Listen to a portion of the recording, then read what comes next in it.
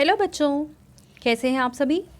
चलिए इस वीडियो में हम समझेंगे कक्षा 7 की वर्कशीट नंबर 23 जो कि 6 अक्टूबर 2021 की वर्कशीट है और आज का विषय है बच्चों हिंदी। और इसमें हम टॉपिक पढ़ने वाले हैं संज्ञा। प्यारे बच्चों, इन वाक्यों को पढ़िए। सुभद्रा ने सुहास को पढ़ाया, मुंबई में ईडन गार्डन नहीं है। महाभारत की रचना वेदव्यास ने की थी। बचपन की तरह की नादानी अब बुढ़ापे में कहाँ रह गई। कक्षा में सभी विद्यार्थी झुंड बनाकर खड़े थे। इन वाक्यों में मुंबई, ईडन गार्डन, महाभारत, सुभद्रा, सुहास, वेदव्यास आदि विशेष स्थान, पुस्तक अथवा व्यक्ति के नाम हैं। इसी तरह कक्षा, विद्यार्थी, झुंड आदि जाति विशेष के या समूह के नाम हैं। बचपन, पवित्र, नादानी, बुढ़ापा आदि भावों के नाम हैं। अतः किसी वस्तु, व्यक्ति, स्थान, भाव एवं अवस्था के नाम को संज्ञा कहते हैं। तो अगर आपसे कोई पूछता है कि संज्ञा किसे कहते हैं तो आप लिखेंगे किसी वस्तु, व्यक्ति, स्थान, भाव अथवा अवस्था के नाम को संज्ञा कहते हैं। ठीक है बच्चों, देखिए संज्ञा के 3 भेद होते हैं। पहला है व्यक्तिवाचक संज्ञा, दूसरा जातिवाचक संज्ञा और तीसरा है भाववाचक संज्ञा। ठीक है बच्चों, पहला है व्यक्तिवाचक संज्ञा। इसको हम डिटेल में थोड़ा पढ़ते हैं। वे संज्ञा शब्द जो किसी विशेष वस्तु, व्यक्ति अथवा स्थान के नाम का बोध कराते हैं उन्हें हम कहते हैं व्यक्तिवाचक संज्ञा। जैसे कि ताजमहल आगरा में है, कल्पना चावला कोलंबिया में थी। तो ताजमहल किसी एक जगह का नाम है, हमें पता है ये क्या चीज़ है। आगरा देखो एक जगह का नाम है, कल्पना चावला किसी महिला का नाम है और कोलंबिया एक जगह है। ठीक है, तो ये सब हमें पता है। कल्पना चावला कौन थी, ताजमहल क्या है, आगरा क्या है, कोलंबिया क्या है, हमें सब चीज़ें पता हैं। ठीक है, ये किसी एक चीज़ को दर्शाती हैं, तो इसका मतलब ये है व्यक्तिवाचक संज्ञा। अब हमें दूसरा देखना है जो कि है जातिवाचक संज्ञा। वे संज्ञा शब्द जो किसी जाति का बोध कराते हैं उन्हें हम जातिवाचक संज्ञा कहते हैं। आज का युवक कल का नेता है। तो देखो यहाँ पे जातिवाचक संज्ञा है, किसी समूह को, किसी जाति को या एक ग्रुप को दिखाते हैं। जैसे हम कहें आज का युवक कल का नेता है, तो युवक यहाँ पे किसी एक व्यक्ति को तो दिखा नहीं रहा है, युवक में बहुत सारे लोग आ जाएंगे, तो यानी एक समूह है, यानी ये जाति है। शेर, भेड़ और भैंस की भांति झुंड में नहीं रहता। जो शेर है वो भेड़ और भैंस की भांति झुंड में नहीं रहता। शिक्षक ने छात्रों का सम्मान किया। अब यहाँ पे शिक्षक कौन है हमें नहीं पता, छात्र कौन कौन से हैं हमें नहीं पता, तो ये पूरा एक ग्रुप है, इसीलिए ये है जातिवाचक संज्ञा। ठीक है बच्चों, अब अगला है भाववाचक संज्ञा।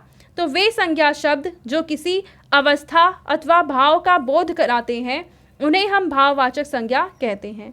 मतलब कोई ऐसे शब्द जो हमें किसी अवस्था का पता लगाने में हमारी हेल्प करते हैं या भाव को दिखाते हैं, यानी इमोशंस को दर्शाते हैं, उन्हें हम कहेंगे भाववाचक संज्ञा। जैसे कि क्रोध मनुष्य का शत्रु है, तो अब क्रोध किसी इंसान का नाम तो है नहीं, तो ये एक भाव है। सेम ऐसे ही बचपन में गांधी जी बड़े शर्मीले बालक थे, तो बचपन, यहाँ पे बचपन भी एक भाव है।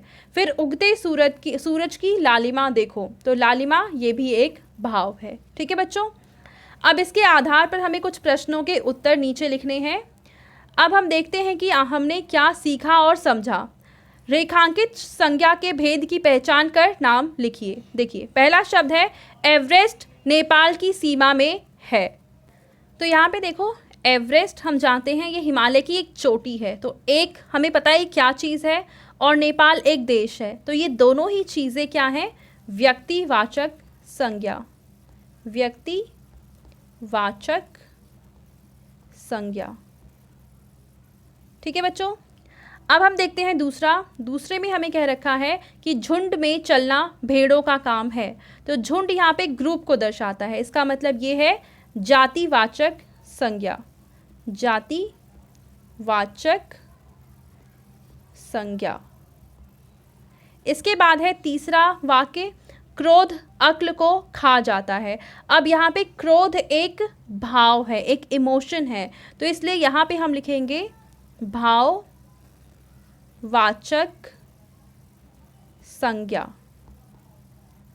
ठीक है, अब हम देखते हैं चौथा प्रश्न। इसमें लिखा हुआ है कि नारी की दशा से देश को दृष्टिकोण पता चलता है, यानी कि नारी की जो दशा है उससे पता चलता है कि वो देश कैसा है।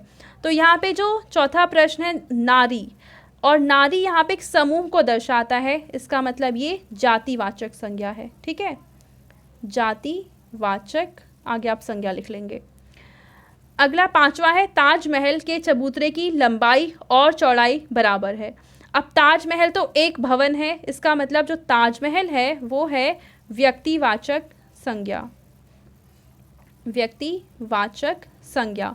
लेकिन यहाँ पे लंबाई और चौड़ाई ये है भाव दिखाते हैं, तो इन दोनों को हम बोलेंगे भाववाचक संज्ञा, भाववाचक संज्ञा। ठीक है बच्चों, तो पहले से लेकर पांचवें तक हमने सॉल्व कर लिए। अब हम देखते हैं छठा प्रश्न। छठे प्रश्न में हमसे कह रखा है कि लाल किला दिल्ली में है, और दिल्ली हमें पता है कि एक बहुत ही फेमस शहर है, तो हमें पता है ये कौन सी जगह है, तो इसका मतलब ये है व्यक्तिवाचक, व्यक्तिवाचक संज्ञा। ठीक है, सातवां है राहुल को गुस्सा आ गया। अब राहुल तो एक व्यक्ति का नाम है, तो यहाँ पे ये व्यक्तिवाचक संज्ञा है, व्यक्तिवाचक संज्ञा। लेकिन गुस्सा ये एक भाव, एक इमोशन है, तो इसको हम लिखेंगे भाववाचक संज्ञा, भाववाचक संज्ञा। ठीक है बच्चों, छठा और सातवां भी हल हो गया। अब हम देखते हैं आठवां प्रश्न, जिसमें हमें कह रखा है कि मेरे घर में आम का पेड़ है। अब पेड़ यहाँ पे तो बहुत सारे हो सकते हैं, तो पेड़ यहाँ पे दिखाती है एक जाति को। ठीक है, जातिवाचक संज्ञा। अब यहाँ पे नौवां है सदा सत्य बोलो। सत्य एक भाव है, तो इसे हम लिखेंगे भाववाचक संज्ञा। और 10वां है वे बुढ़ापे से दुखी हैं, और बुढ़ापा भी एक भाव है, तो ये भी इसे हम लिखेंगे भाववाचक संज्ञा। ठीक है बच्चों, तो ये थी आज की हमारी हिंदी की वर्कशीट। आई होप आपको ये वर्कशीट बहुत अच्छे से समझ में आ चुकी होगी। एंड अगर आपको ये वीडियो पसंद आई है तो इसको लाइक करें, अपने फ्रेंड्स के साथ शेयर करें और इस चैनल को सब्सक्राइब कर लें। Thank you.